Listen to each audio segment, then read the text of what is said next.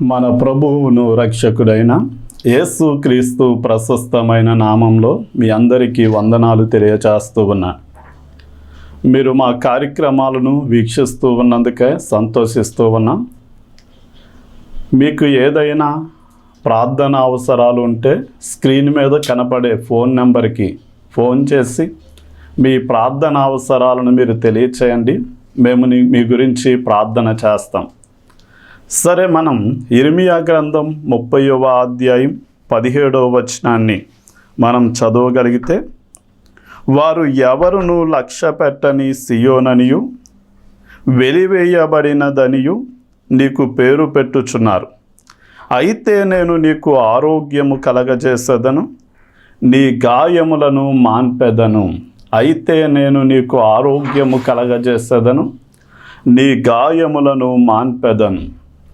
ఈ రోజున దేవుడు తన ప్రజలతో మాట్లాడుతూ, నిన్ను అందరూ వెలివేయబడినట్లుగా చూస్తూ ఉన్నారు, కానీ నేను నీకు గాయములను మాన్పి నీకు ఆరోగ్యము కలిగిస్తాను అని ఆయన వాగ్దానం చేస్తూ ఉన్నాడు.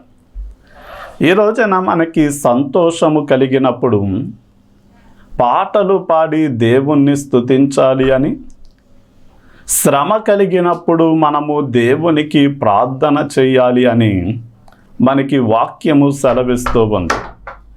మనం చాలా జాగ్రత్తగా ఆలోచన చేసినట్లయితే, శ్రమ కలిగినప్పుడు మనము కృంగిపోతే గనక మనము చేతకాని వారిగా మారిపోతాం. కానీ శ్రమ కలిగినప్పుడు క్రైస్తవునిగా దేవుని యందలి అపారమైన విశ్వాసము కలిగిన వారిగా మనం ఏం చేయాలి అంటే, ఖచ్చితంగా ప్రార్థన చేసేవారిగా మనం ఉండాలి. ఉదాహరణకి, దేవుడు ఎలా ఆరోగ్యాన్ని కలిగిస్తారో మనం వినే ముందు ఒక అద్భుతమైనటువంటి ఒక సాక్ష్యాన్ని మనం విని మనము వాక్యంలో ముందుకు వెళ్దాం. అమెరికా దేశంలో డాక్టర్ రాబర్ట్ గారని ఒక క్యాన్సర్కు సంబంధించిన ఒక వైద్యులు ఉన్నారు. ఆయన చాలా ప్రఖ్యాతిగాంచిన వైద్యులు. ఆయన దగ్గర అపాయింట్మెంట్ తీసుకుని ఆయన దగ్గరకు వెళ్ళాలి అంటే కొన్ని నెలల సమయము పడుతుంది. అయితే ఒక రోజున ఆ అమెరికా దేశంలో ఉన్న చాలామంది ఆయన చేస్తున్న సేవలను మెచ్చి ఆయనను సన్మానించాలి అని ఒక సన్మాన సభ ఏర్పాటు చేసి ఆయనను రాబర్ట్ గారిని ఆహ్వానించారు. అయితే ఆయన ఆ సన్మాన సభకు హాజరవ్వడానికి బయలుదేరే సమయంలో ఒక పెద్ద గాలి తుఫాను చెలరేగింది. ఆయన ఇక ఫ్లైట్లో ఆ సన్మాన సభ దగ్గరకు వెళ్ళే అవకాశం, ఆ ప్రాంతానికి వెళ్ళే అవకాశం లేక కారులో వారు బయలుదేరారు. ఆ కారు వెళ్తూ ఉండగా సడన్గా ఒక పెద్ద చెట్టు దారికి అడ్డంగా కూలిపోయింది. ఇక కారు డ్రైవరు ఇక ఎదరికి వెళ్ళే అవకాశం లేక, వెనక్కి వెళ్ళే అవకాశం లేక ఆ కారును సైడ్కి పెట్టి వారు అక్కడ దగ్గరలోనే ఉన్న ఒక ఇంటికి వెళ్ళి డోరు కొట్టారు. వెంటనే తలుపు తీసిన స్త్రీ వారిని లోపలికి ఆహ్వానించి, వారు త్రాగడానికి మంచినీళ్ళు ఇచ్చి, వారికి కాఫీ పెట్టించి, మీకు భోజనము సిద్ధపరుస్తాను, మీరు కూర్చోండి, ఇక్కడే విశ్రాంతి తీసుకోండి అని చెప్పి ఆమె లోపలికి వెళ్ళి తన యథావిధి ప్రకారం ఆమె బిగ్గరగా ప్రార్థనలు చేస్తుంది. ప్రభువా, ప్రఖ్యాతిగాంచిన క్యాన్సర్కు సంబంధించిన ప్రఖ్యాతిగాంచిన డాక్టర్ ఉన్నారంట రాబర్ట్ గారు, ఆయనను కలుసుకోవడానికి, నా కుమార్తెను బాగు చేసుకోవడానికి సహాయం చేయమని ఆమె ఏడ్చి కన్నీరు కాచి ప్రార్థన చేసి ముగించింది. ఈలోగా ఆమె వెంటనే ఈ డాక్టర్ గారు పిలిచి, అమ్మ, అంత కన్నీరు కాచి ప్రార్థన చేస్తున్నాం, ఏం జరిగింది అంటే, అయ్యా, నా కుమార్తె క్యాన్సర్ రోగంతో బాధపడుతుంది. ఈ దేశంలో రాబర్ట్ గారు అనే క్యాన్సర్కు సంబంధించిన రోగులకు చూసే ఒక ప్రఖ్యాతిగాంచిన డాక్టర్ గారు ఉన్నారంట. ఆయన దగ్గరకు తీసుకెళ్ళాలని ప్రార్థన చేస్తున్నాను అన్నప్పుడు వెంటనే ఆ డాక్టర్ గారు, అమ్మా, ఆ రాబర్ట్ డాక్టర్ గారు అంటే ఎవరో కాదు, నేనే. అంటే నీవు చేసిన ప్రార్థన దేవుడు ఆలకించి నేను ఒక సన్మాన సభకు వెళ్ళాలి, గాలి తుఫాను రావడం ద్వారా నేను ఫ్లైట్లో వెళ్ళలేక కారులో బయలుదేరాను.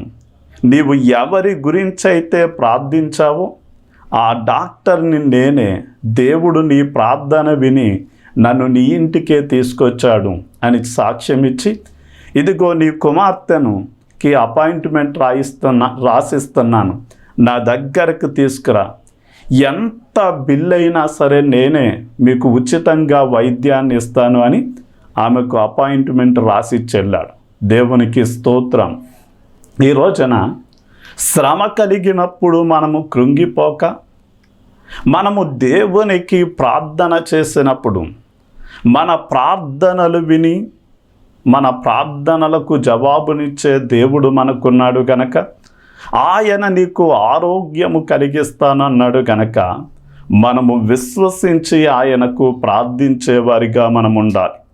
అందుకనే ఆయన అనేక సార్లు నిన్ను స్వస్థపరచు యెహోవాను నేనే అని, నీ సంకటములు అనగా నీ రోగములను కుదుర్చువాడను నేనే అని, గుండె చెదరిన వారిని బాగు చేయువాడను అని ఆయన అనేక మారులు వాగ్దానం చేశాడు.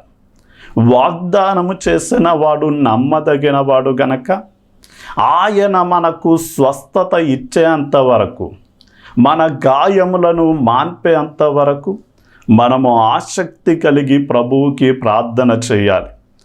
మనం చాలా జాగ్రత్తగా ఆలోచన చేస్తే దేవుడు ఎవరికి స్వస్థతనిస్తాడు అని మనం ప్రశ్నించుకుంటే, మనము సామెతల గ్రంథం 3వ అధ్యాయం, సామెతల గ్రంథం 3వ అధ్యాయం 7వ వచనాన్ని గనక మనం చూడగలిగితే, నేను జ్ఞానిని కదా అని నీవు అనుకొనవద్దు, యెహోవా యందు భయభక్తులు కలిగి చెడుతనమును విడిచిపెట్టుము, అప్పుడు నీ దేహమునకు ఆరోగ్యమును నీ ఎముకలకు సత్తువయు కలుగుతుంది అని దేవుని వాక్యము సెలవిస్తుంది.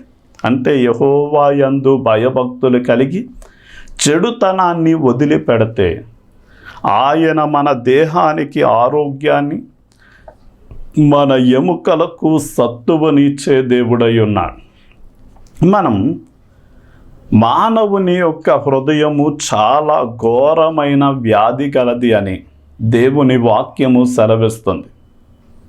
అందుకనే యేసయ్య కూడా ఒకసారి పరిసయ్యులు శాస్త్రులు లాంటి వారు నీ శిష్యులు చేతులు కడుక్కోకుండా భోజనం చేస్తున్నారు, ఇది పాపము కాదా అని ప్రశ్నించినప్పుడు యేసయ్య వారికి జవాబిస్తూ, నోటిలోనికి వెళ్ళేది మనిషిని పరచదు కానీ లోపల నుండి వచ్చినదే మనిషిని అపవిత్రపరుస్తుంది అన్నాడు.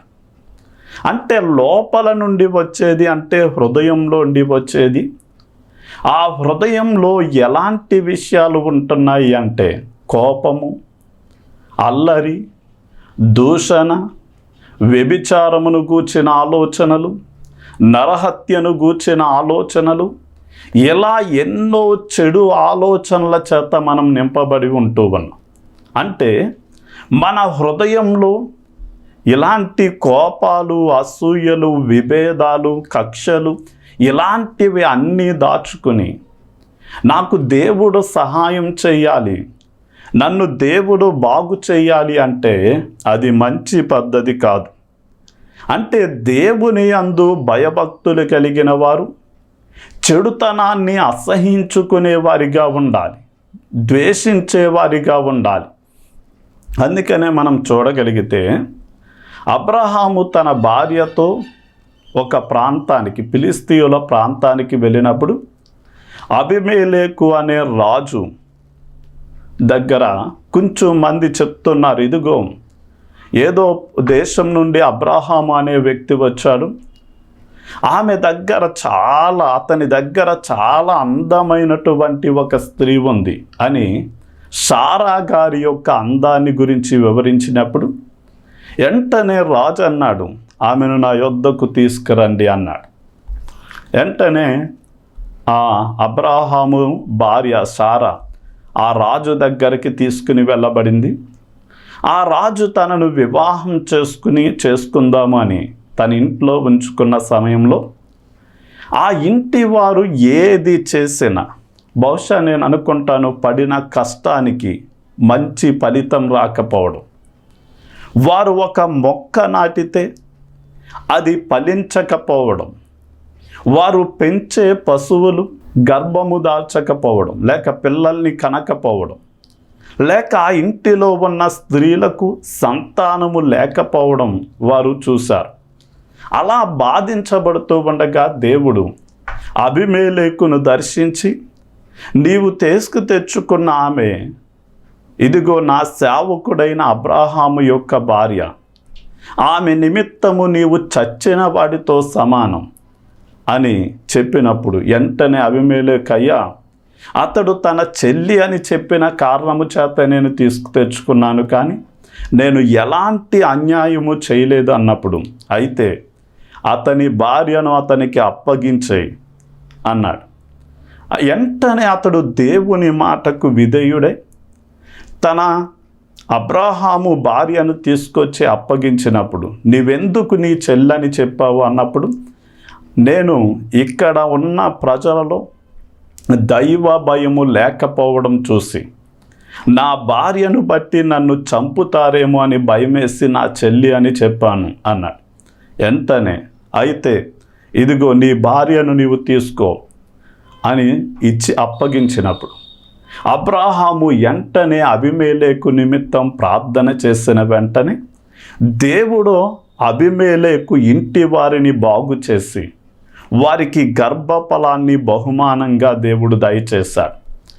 అలాగే ఐగుప్తు దేశంలో కూడా రాజు ఇశ్రాయేలీలలో మగ సంతానము పుడితే గనక వారిని చంపేయండి, ఆడపిల్లలు పుడితే గనక బ్రతకనివ్వండి అని సిప్రా పూయా అనేటటువంటి పురుడు పోసే స్త్రీలకు ఆజ్ఞాపించినప్పుడు వారు రాజు ఆజ్ఞను అతిక్రమిస్తే మరణము వస్తుంది అని తెలిసిన వారు రాజు ఆజ్ఞకు భయపడలేదు, కానీ దేవునికి భయపడి అలాగా ఎవరి చంటి బిడ్డలను మగబిడ్డలను చంపకుండా బ్రతకనిచ్చినప్పుడు దేవుడు వారిని మెచ్చి వారికి సంతాన భాగ్యాన్ని వారిని ఆశీర్వదించడం ప్రారంభించారు. ఈ రోజున మన గుడారంలో చెడుతనాన్ని, అన్యాయాన్ని, అక్రమమైన సొమ్మును, మోసాలను, కక్షలను, విభేదాలను మనలో దాచుకుని, ప్రభువా నన్ను బాగు చేయి, ప్రభువా నన్ను ఆశీర్వదించు, ప్రభువా నన్ను వర్ధిల్ల చెయ్యి అంటే మన ప్రార్థనలకు ఎన్నడూ జవాబు రాదు. కానీ దేవుని అందలి భయము కలిగి, భక్తి కలిగి ఎవరైతే చెడుతనాన్ని విడిచిపెడతారో అలాంటి వారి దేహానికి మంచి ఆరోగ్యం, వారి ఎముకలకు సత్తువను దేవుడు దయచేస్తాడు. మనం సామెతల గ్రంథం 4వ అధ్యాయం 20 నుండి 22 వచనాలు చదివితే దేవుడు ఎవరికి ఆరోగ్యం ఇస్తాడు అంటే, నా కుమారుడా నా మాటలను ఆలకింపుము, నా వాక్యములకు నీ చెవి యొగ్గుము, నీ కన్నుల ఎదుట నుండి వాటిని తొలగిపోనీయకుము, నీ హృదయమందు వాటిని భద్రము చేసుకొనుము. దొరికిన వారికి అవి జీవమును, వారి సర్వ శరీరమునకును ఆరోగ్యము కలగచేయును. అంటే దేవుని యొక్క మాటలను ఎవరైతే హృదయంలో భద్రము చేసుకుంటారో అవి వారికి జీవాన్ని, వారి సర్వ శరీరమునకు ఆరోగ్యము కలిగిస్తుంది అన్న విషయం మనం గ్రహించాలి. ఈ రోజున దేవుని యొక్క మాటలని మనం ఎలా వినాలి అంటే శ్రద్ధ కలిగి మనం వినాలి. అంటే వెండిని, బంగారాన్ని లేక ధనాన్ని ఎంత శ్రద్ధ కలిగి మనము దాచుకుంటామో, అలాగే దేవుని వాక్యాన్ని కూడా మనము దాచుకోవాలి. ఈ రోజున చాలామంది బైబిల్ గ్రంథాన్ని ప్రేమించి ఎక్కడకు వెళ్ళినా కూడా పట్టుకెళ్తారు. మరి కొంచెం మంది పడుకునే తలదిండిక దాన్ని దగ్గరగానే ఉంచుకుంటారు. మరి కొంచెం మంది గోడల మీద వాక్యాన్ని రాస్తారు. మరి కొంచెం మంది ఎక్కడ చూసినా వాక్యాన్ని ఉంచుకుంటారు. అది మంచిదే, కానీ మీరు ప్రాముఖ్యంగా వాక్యాన్ని ఉంచుకోవలసిన స్థలము ఏది అంటే మన హృదయంలో. వాటిని హృదయం అనే పలక మీద రాసుకోవాలి, మన హృదయంలో దాచుకోవాలి. అందుకనండి ధర్మశాస్త్రము నా అంతరంగములో ఉన్నది అని దావీదు భక్తుడు సెలవిచ్చారు. అంటే దేవుని వాక్యము మనము చదవడము ద్వారా, దేవుని వాక్యాన్ని పదే పదే జ్ఞాపకం చేసుకోవడం ద్వారా, అది మన అంతరంగంలో గనక మనం నిక్షిప్తము చేసుకుంటే ఆ వాక్యమే మనకి ఔషధ మూలికల వలె మారి మన శరీరానికి స్వస్థతను కలిగిస్తుంది అన్న సత్యం మనము గ్రహించాలి. అందుకనే 119వ కీర్తన 50వ వచనంలో నీ వాక్యమే నన్ను బ్రతికించను అంటాడు, నా బాధలలో అది ఆదరణిచ్చను అంటాడు. ఈ రోజున దేవుని వాక్యం మనల్ని ఎలా స్వస్థపరుస్తుంది? ఉదాహరణకి మనము అనారోగ్యం వచ్చి బాధతో, నొప్పితో బాధపడుతూ మూలుగుతూ ఉండగా దేవుని యొక్క వాక్యం మనకి వాగ్దానాలు ఉన్నాయి. నిన్ను స్వస్థపరుచు యెహోవాను నేనే, నీ గాయములను కట్టువాడను, నీ రోగములను కుదుర్చువాడను అని ఆయన చేసిన వాగ్దానాలు మనం ఎప్పుడైతే విశ్వసిస్తామో, ఆ వాగ్దానాలను బట్టి దేవునికి ప్రార్థిస్తాము, ఆ వాగ్దానాలు మనకి ఏం చేస్తాయి అంటే మనకి నెరవేర్పులోనికి వచ్చి మనల్ని బాగు చేస్తాయి. ఉదాహరణకి మాకు తెలిసిన దైవజనులు ఆదాము రాజు గారు, వారు చిన్నతనంలో బహుశా 5 సంతానం అనుకుంటా వారు. ఆయన పెద్దవారు. అయితే వాళ్ళ నాన్నగారు ఏం చేశారంటే చిన్నప్పుడే చదివించలేక పాలేరుతనం పెట్టినప్పుడు చాలా కష్టాలు పడి ఆ తర్వాత చిన్న కాఫీ హోటల్లో చేస్తూ ఉండగా అతనికి ఒక రోజున సడన్గా రక్తపు వాంతి అయ్యింది. హాస్పిటల్కి వెళ్తే నీకు బ్లడ్ క్యాన్సర్ అని చెప్పారు. ఆ సమయంలో తన ఇంటి వారందరూ మిగిలిన పిల్లలకి అలాంటి సమస్య ఏదైనా సోకుతుందేమో అని భయమేసి అతన్ని ఇంటికి బయట ఒక పాకేసి పాకలో ఉంచినప్పుడు అతడు ప్రతిరోజు తనకు తెలిసిన దేవుళ్ళకి నన్ను బాగు చేయమని ప్రార్థన చేశాడు, లేక కోరుకున్నాడు.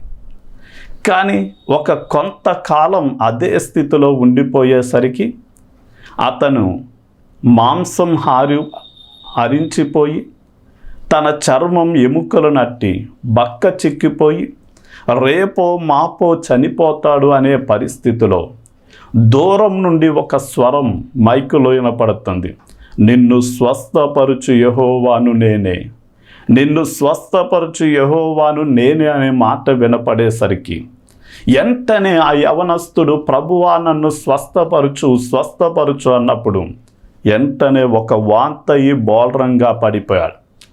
వెంటనే అతడు ఒక దర్శనం చూస్తున్నాడు. ఆకాశం తెరవబడడం, ఒక మానవ హస్తము లాంటిది తన మీదకి దిగిరావడం, తనను ముట్టిన వెంటనే దిగ్గున లేచి అతడు స్నానము చేసి ఆహారం తీసుకోవడం, హాస్పిటల్కి వెళ్ళి చెక్ చేయించుకుంటే నీకు ఎలాంటి బ్లడ్ క్యాన్సర్కు సంబంధించిన సమస్య లేదని చెప్పడం, అది ఒక గొప్ప సాక్ష్యంగా అనేక మందిని దేవుని వైపు త్రిప్పే ఒక సాధనంగా ఆయన వాడబడుతూ ఉన్నారు.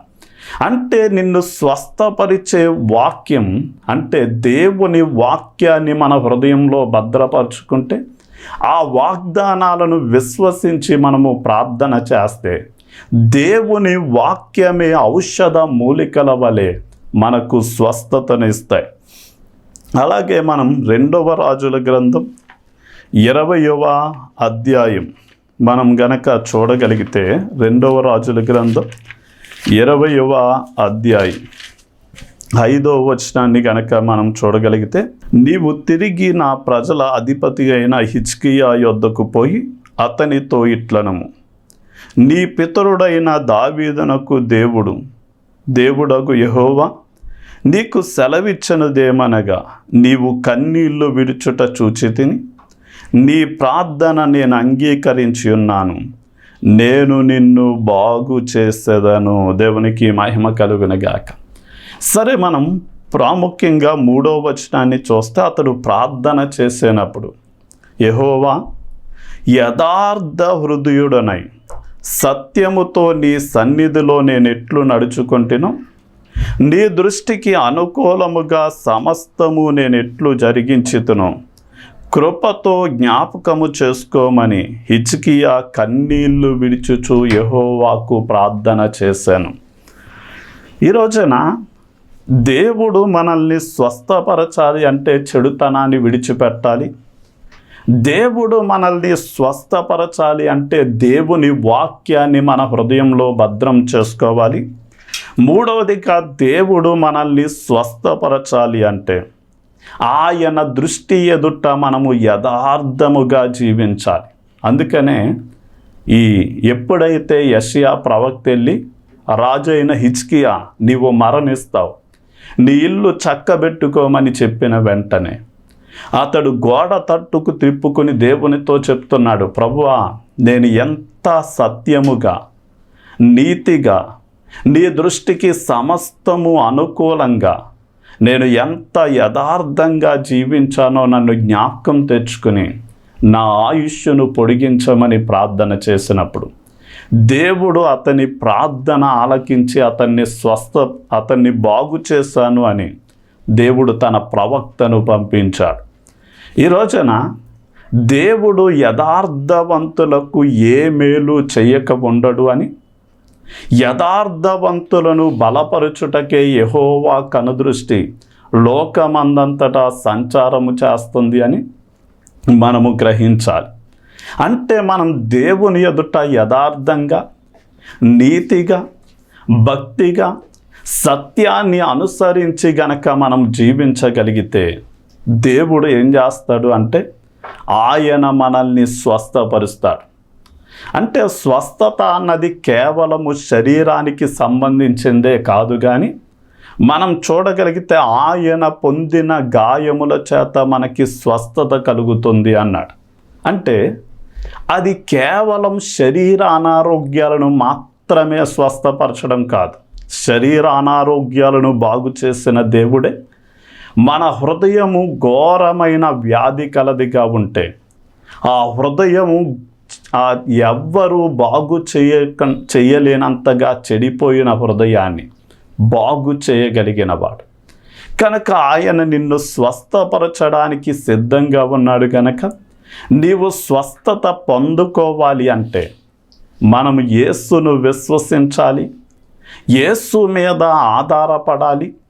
యేసయ్య సహాయం కోసం మనం అర్థించినప్పుడు మనము ఎక్కడ ఉన్నా, ఎలాంటి పరిస్థితుల్లో మనము బాధపడుతున్నా ఆయన హస్తము నిన్ను శారీరకంగా, మానసికంగా, ఆత్మీయంగా స్వస్థపరిచి ఆయన బిడ్డగా నిన్ను మార్చుకోగలదు అని చెప్తూ నా మాటలను ముగిస్తూ ఉన్నాను. ప్రార్థన చేసుకుందాం.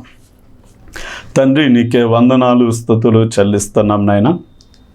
ఎవరైతే నాయన ఇక నాకున్న వ్యసనాల నుండి బయటపడడం అసాధ్యం, ఎంత చెడిపోయినా నా ఆలోచన, హృదయం ఇక బాగుపడడం అసాధ్యం, ఇదిగో ఈ రోగాన్ని ఎవ్వరూ కూడా ఏ వైద్యులు నయం చేయలేకపోతున్నారు అని ఎవరైతే వ్యాధితో, బాధతో మూలుగుతున్నారో మంచము పట్టి ఉన్నారు, వారు ఎలాంటి అనారోగ్య పరిస్థితుల్లో ఉన్నా సరే వారితో నీవు సూటిగా స్పష్టంగా మాట్లాడుతున్నారు. నిన్ను స్వస్థపరచు యెహోవాను నేనే అని, మీ గాయములను కట్టువాడను అని, మీ సంకటములను కుదురుస్తానని మీరు వాగ్దానం చేసావు గనక నీ పిల్లలు వారికి కలిగిన శ్రమలో కృంగిపోక వారు నీకు ప్రార్థిస్తూ ఉండగానే నీ అదృశ్యమైన హస్తము వారి మీదకి చాపండి. ప్రతి అనారోగ్యము నుండి విడుదల దయచేయండి. ప్రతి మానసిక రుగ్మతల నుండి మీరు విడుదల దయచేయండి. అలాగే ఆత్మీయమైన ప్రతి అస్వస్థతల నుండి మీరు విడిపించి సంపూర్ణమైన ఆయురారోగ్యాలు మీరు దయచేయండి. నాయన, నీతి సూర్యుని వలె వారి మీద మీరు ఉదయించి క్రొవ్విన దూడ గంతులు వేసినట్లుగా గంతులు వేయగలిగిన మంచి ఆయురారోగ్యాలు నీ బిడ్డలకు దయచేసి దీవించి నీ సన్నిధిలో సాక్షిగా నిలబెట్టుకోమని నజరేయుడైన యేసు నామంలో అడిగి వేడుకుంటున్నాం తండ్రి. ఆమేన్. ఆమేన్.